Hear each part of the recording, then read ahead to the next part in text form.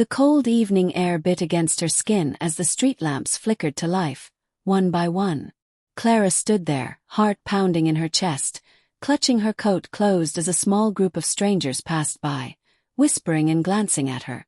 She could still hear his voice, James's voice, echoing in her mind. "Do it, Clara. Don't embarrass me in front of her." She never thought the man she had loved for 8 years would ask her to do something so humiliating, so degrading. But he had. And he had done it with a calm, commanding tone, as if her dignity were nothing more than currency to keep his mistress entertained. The breaking point. It had started weeks earlier, though she didn't know it at the time.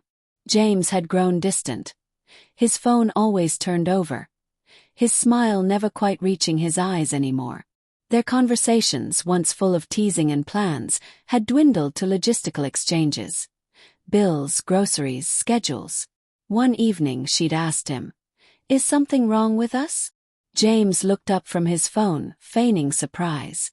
"What do you mean? You barely touch me anymore. We barely talk." He sighed, rubbing his temple. "Work's been insane, Clara. You know that. Don't start." That night, she lay awake, staring at the ceiling, a creeping suspicion taking root in her gut. Something was wrong. But she didn't know how deep it ran. Not yet. Her name was Lila. Clara met her for the first time at a dinner James had insisted on attending.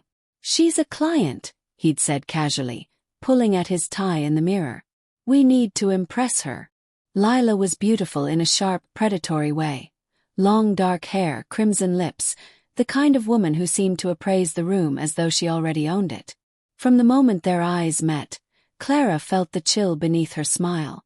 Throughout dinner, James laughed at Lila's jokes a little too loudly. He refilled her wine glass before she even asked. And when Clara reached for his hand under the table, he pulled it back, pretending to scratch his thigh. The message was clear. She wasn't the one he wanted to impress. The humiliation. It was 3 nights later when everything shattered. Lila had invited them both to an exclusive after-hours event, a rooftop gathering, she called it. Clara didn't want to go, but James insisted. "It's important for my future," he said, his tone sharp. "Stop being difficult."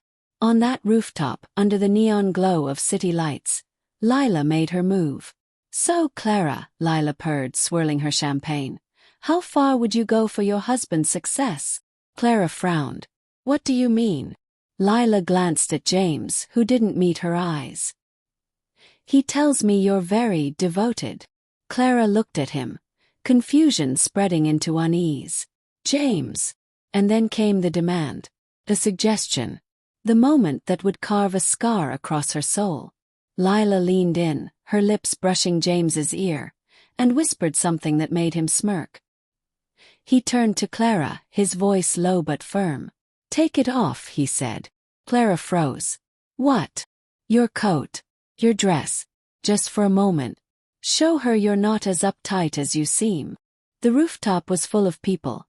Half strangers, half Lila's friends. Music thumped in the background.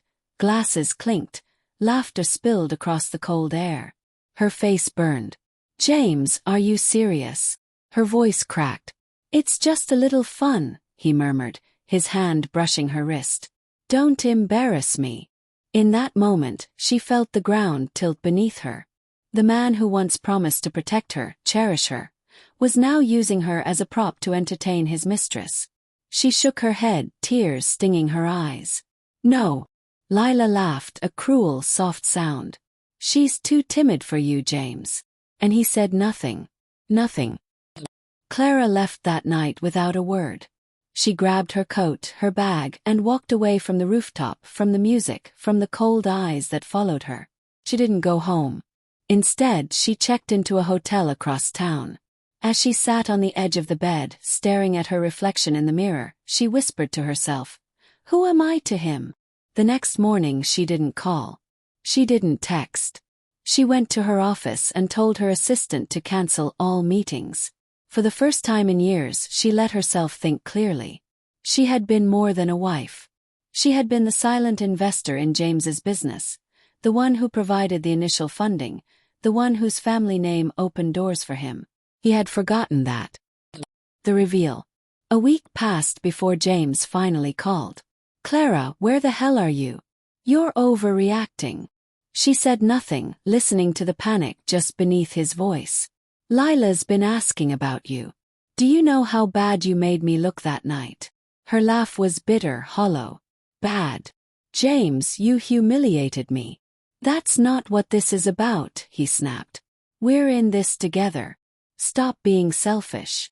She hung up. That evening she sent an email, not to him but to the board of directors of his company. Attached were the documents she still held, proof of her majority stake, proof of her funding, proof that his mistress was negotiating contracts behind the scenes. Within days, Lila was removed from the project. Within a week, James's position was suspended pending investigation. And then she walked into his office. The confrontation. James looked up, his face pale. "Clara, you can't." She set a folder on his desk. "You forgot who I was, James." His eyes darted to the papers. You're destroying me." "No," she said softly, her voice steady.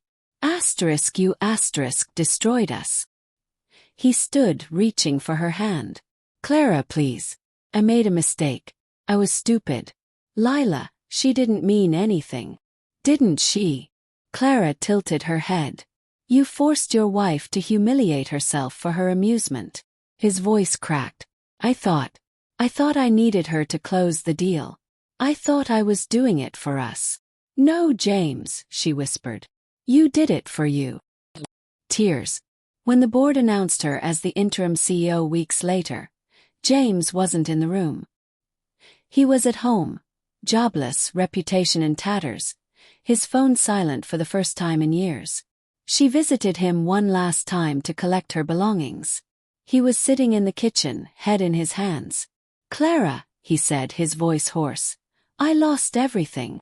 She paused, her fingers tightening on the strap of her bag. "So did I." He looked up, tears streaking his face. "Can't we fix this?" She studied him for a long moment, then shook her head. "Some things don't need fixing. They need ending." Clara left with her head held high. The city lights didn't seem so cold anymore. In the months that followed, she rebuilt. Slowly, quietly, with the dignity he had tried to strip away.